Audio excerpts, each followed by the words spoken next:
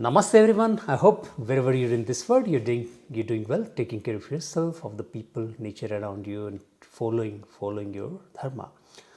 So now today we're going to discuss a very important herb, which is Brahmi. The English name is Bacopa monnieri. It's named after Supreme God Brahma. It's a feminine term of Brahma. Now this herb is related with cognition, cognitive powers, intellectual abilities, memory. So that's why it's known as Medhya Rasayan. Medha means buddhi, the intellect. So Medhya Rasayan, a herb that improves your cognitive capacities, abilities, intellectual abilities, memories, and and nervous system in general. So Medhya Rasayan, it's mentioned in Atharvaveda. It's such an old herb that it's even mentioned in Atharvaveda. Of course, it's mentioned in other texts like Charak Samhita, Shishra Samhita, but even Atharvaveda mentioned about this herb. So such an old herb it is. So stay tuned. We'll discuss in detail about the rasa, guna, virya, vipak, which means taste, channel propensity, temperature, metabolic property after digestion, which is vipak, virya, potency, channel propensity, which channel it goes into, which organs it goes into. So all this will be discussed in detail, so stay tuned. In the text Bhav Prakash Nigantu, it's an Ayurvedic text, very popular, about it's a kind of encyclopedia for Indian herbs. In the shloka 280 and 281, two shlokas I mentioned, it mentions about the properties and the usage indications for this herb. It says that Brahmi improves the bowel movement, it boosts the cognitive strength, cognitive skills, it boosts the memories, it stops aging, so it helps in longevity, it maintains and preserve the healthy vocal cords, so it makes your sound more resilient and healthier and deep. Further it says that it improves concentration, it helps in skin and blood disorder. So if you have any kind of skin condition or blood disorder, this is very helpful medicine. It is also recommended in jaundice, plus in fever, good for diabetes, good for any kind of cough or phlegm in the body, good for any kind of swelling in the body, and it also a very detoxifying herb. So these are the qualities that have been mentioned in Bhav Prakash Nigantu. And overall, this book recommends that it is a very good herb for Vata people as well as for Kapha people. So for Vata and Kapha disorder, this is highly recommended in the Ayurvedic texts. Okay, now we'll discuss the rasa.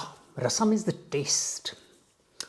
Now there are certain attributes, certain properties are used in Ayurveda to see its usage and indication. So taste is very important in Ayurveda. Taste decide which channel it can goes. Every taste has certain qualities, certain benefits.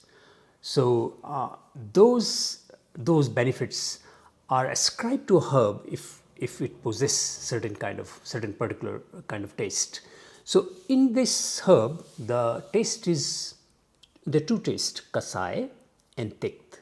Kasai means astringent and tikth means bitter. So astringent and bitter, this herb is. And then the gunas means what are the properties, the potency of, not potency but property of this herb, which means is it heavy, is it light, or is it medium? So it's a laghu. The guna is laghu. Laghu means the light. So it's not very heavy. It's not something that is very heavy on the body, hard to digest. It's a laghu. Laghu are easy to digest. They are mostly supache. So they are easy to digest. Now, so guna is laghu, and then virya. Virya is the potency. What are the potential? The potency is also the temperature. So is it hot? Is it cold? Is it warm?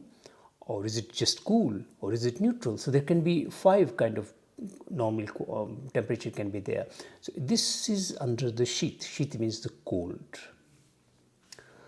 So this is cold, light, bitter and astringent. Now there is another property that is used, widely used in Ayurveda, that is Vipak. Vipak means metabolic property after the herb has been digested. So you can have a taste of the herb, but after the digestion taste can change. So Vipak is what happened to the herb after you digest it. This herb is sweet in Vipak. So it is basically before the digestion it was kasai and pict, which is astringent and bitter, but after the digestion it becomes sweet, or what do you call it, madhur. Now before I go any further, I will tell you a bit about bitter taste and astringent taste and how we can actually understand. Because through this video I want you to understand, especially those who are students of Ayurveda or yoga practitioner and want to introduce more Ayurveda into their practice. So how they can understand the properties like taste can help us in judging the indication for the herb, the usage of the herb. Now bitter taste is stimulate the nervous system. It has this capacity. It kickstart the nervous system. Whenever you give use a bitter taste, it can help in kick-starting the nervous system. And it also have ability to produce certain gastric acid which helps or aids in the digestion. And so small amount of bitter taste actually increase the appetite. So because it helps in body in releasing those gastric juices, the acids. So a small amount actually help in improving the appetite. Plus also, and it has also been noted that if you give large quantity of these herbs, it can goes against. So you can have more gastric acid and they can cause opposite effect. They can cause nausea, stomach upset, vomiting for instance. So yeah, so you have to be careful as well with the quantity. What is good in a limited quantity can actually make you worst in excess quantity as well. Also the bitter herb are mainly used as purgative in Ayurveda. Purgative means they have a very strong downward movement. So if someone has a very stiff, very chronic kind of constipation, then bitter herbs are the solution. Bitter herb will purgate, will help in purging out of that heat that is created through the constipation. So it purges heat. That is because it's a downward action. So all the bowel movement will be restored, and the heat that is trapped in the system will be thrown out of the system. So it's also dry the dampness. If it is damp, then bitter has this ability to dry the dampness. These are the qualities of a bitter taste. Now astringent, this herb, I'm talking about the bitter taste so you can understand better, appreciate better the usage of this Brahmi, because Brahmi is also bitter. And now astringent taste. Astringent taste, what is astringent taste? It's very similar to sour taste. What it does, it basically astringe. Astringe means what? It retains, binds, it holds together. Astringe. So any kind of leakages in the body, so astringent taste is very good for them because leakages are going out, like for instance urinal emission for instance, or any kind of like leukorrhea, white kind of discharge from vaginal discharge.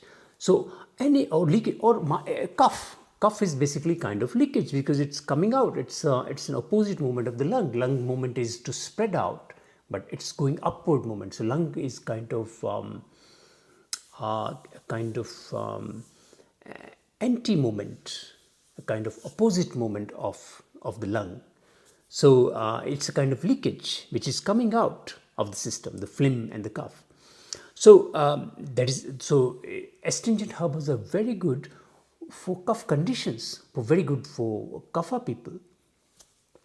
So astringent herbs treats cough. So you can understand that Brahmi is also mentioned in Bhavaprakash to treat cough. And since bitter tastes are good for nervous system, and we discussed for digestion, so these qualities I mentioned as I read in the Bhavaprakash Nigantu. What I said is that it improves bowel movement, as I said, it's a purgative as well, it stops aging, helps in cognitive powers, improves the vocal cords. Vocal cords, of course, if you have cough and phlegm in the vocal cords, that basically cause stagnation there. Once that is clear, so vocal cords become sharper, your voice become more melodious, forceful, deep. So yeah, so that's important to understand how these astringent and bitter taste are basically, you can deduce the property out of these properties, bitter and astringent taste, the quality of the herb, the usage of the herb. Yeah, because bitter is good for constipation, so this will be good for, Brahmi is good for that too. And similarly, astringent herbs stop leakages, so good for cough. So this is good for cough too. So this is the way you can break down the quality, the property of the herb, and I can actually deduct from that. Without even reading the book, you can deduct what usage it can be. Okay, so now I want to mention Vipak. Vipak means what happened after the metabolization of, or after you metabolize, digest, post-digestive effect or property of this herb, which is, we discussed madhur or sweet. So madhur ras or sweet ras, what that does, madhur ras is basically nourishing, tonifying. That's what it does. It tonifies the body, and that's why this is very, very tonifying to the brain, this herb. To the nervous system, it actually repairs the neurons. I will discuss later about what modern research is, because in all my videos, I try to bring out the research, the recent clinical trials, the research paper, what the modern medicines, how the modern medicine view this, these claims as made in the Ayurvedic text. So we have more concrete evidence of the action of the herbs. So this madhur ras is nourishing, is tonifying, and Brahmi has that. That's why it's a very, very repairing kind of herb to the brain. It helps in repairing the degenerative neurons of our nervous system. It helps in cognition. We'll discuss later in how it does that. But for now, it's important to understand all these rasa, guna, virya, and vipak. These have been discussed. So to keep the video short, I will just conclude this video here. I will make another part of this video, part 2, on Brahmi itself, which will cover the modern viewpoint on this herb. So we covered a lot today about the taste, properties, channel propensities, vipak, gunas. So all those, I hope you enjoyed all of them, and also the claims made by Ayurveda. Now in the next part 2, we'll see how far the modern medicine back these claims. So how much evidence we have for the efficacy of this herbs, which is Brahmi or Bacopa monnieri. So stay tuned. Please ask any questions if you have. Throw us some questions. I would like to answer them in my time, and also please like, share, and subscribe. So thank you very much for watching us. Namaste.